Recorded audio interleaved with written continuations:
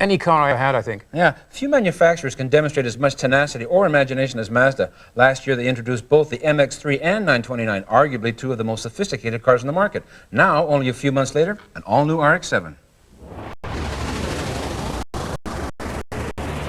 The new RX-7 gets a complete overhaul for 1993 and is powered by the engine that really sets Mazda apart from all the other car makers, the Wankel Rotary. The newest version of this fascinating little engine is a twin rotary, twin turbochargers, and it delivers a stunning 255 horsepower at 6,200 RPM. For an engine that's only 1,308 cubic centimeters in size, this is an amazing accomplishment. It gets an all-new body as well, although it's still a hatchback. I still maintain that the first version of this car, introduced in 1978, was the most attractive, but this one is different. If anything, it reminds me of a 50s-style American muscle car. It looks fast just sitting there, and to quote a Mazda official, the RX-7 was designed as though muscles were showing through its skin. And it is fast.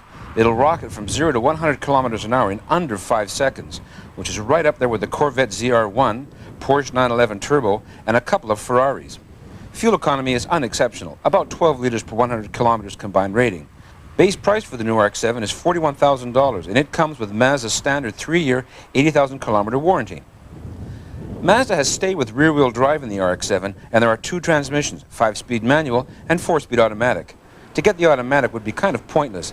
This is a high-speed performance coupe, and it thrives on abuse. Now you're probably thinking, where can I drive it? Well, that's not for me to say, but if you can get it on a track, which I did, you'll really learn to appreciate its capabilities. It has a wonderful sense of balance, intoxicating acceleration, exceptional brakes, 4-wheel disc anti-locking of course, and is very tossable. The suspension is a little on the harsh side, but it's supposed to be. Now, one of the few weak points in the last generation of RX-7 was its traction. The back wheels could be spun very easily, what they call a happy rear end. The new model is more stable at high speed, but in the rain it also breaks traction very easily. As you might expect, the new RX-7 is loaded with convenience goodies and high-tech features. It has a non-slip rear differential, 16-inch alloy wheels, retractable halogen headlights, a driver's side airbag, full instrumentation including a 9,000 RPM tachometer, air conditioning, and power windows and door locks. I really like these little storage compartments behind the front seats. Options include leather upholstery, power sunroof, and a killer Canon sound system. I'm still thinking about the styling. I don't really care for the taillight arrangement, and some things about it bug me.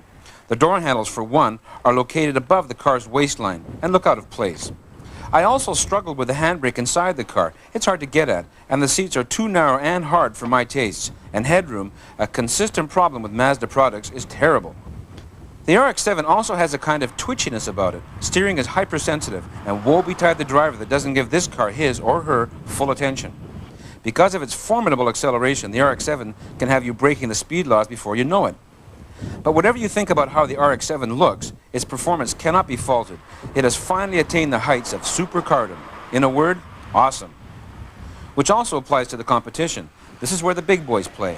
Subaru SVX, Dodge Stealth, Porsche 968, Nissan 300ZX, Toyota Supra, and jumping up in price, the Porsche 911 Turbo, Acura NSX, Corvette ZR1, and Lotus Esprit. I give this one a driving dollar value of 3/4 of a tank, Tony. Well, I'd agree with that. 3/4 sounds pretty fair to me. The car does have some fault. It is a wonderful-looking car. It's a great car to sit in, lovely interior. But boy, that transmitting the power to the road isn't too great, especially when it's slick and wet. Big problem. Any kind of wet, the back end, it doesn't just sort of spin, it hops.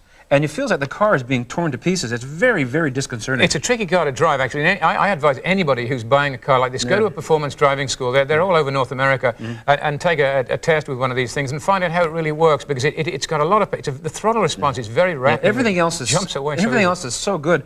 This car will throttle steer through corners, which means that you can find your line through a corner, as they say, and then you can blip the throttle, and the back end, the weight transfer, will take you through the corner.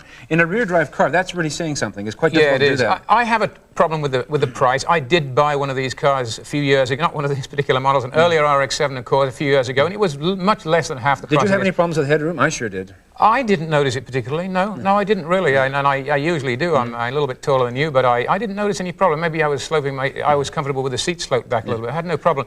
But the price bothers me a bit. It's got to be very expensive, and I know Mazda has other products to fill the gap, like the MX-3, but that bothers me a bit. That I hasten to add that I'm lost in admiration for what they've done technologically here. To get this much power out of that little engine is absolutely phenomenal. And wheel hop or no, this is a wonderfully designed and engineered car. Well, I agree. Yeah, for sure. Got to go. It's time for red light, green light.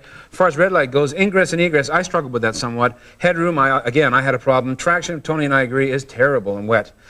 Green light styling, beautiful car. Performance, unbelievable. As far as driving dollar value goes, again, 3/4 of a tank because of that rear wheel hop. Yeah, you got to be right there, Ted. Okay, stay with us. We'll be right back.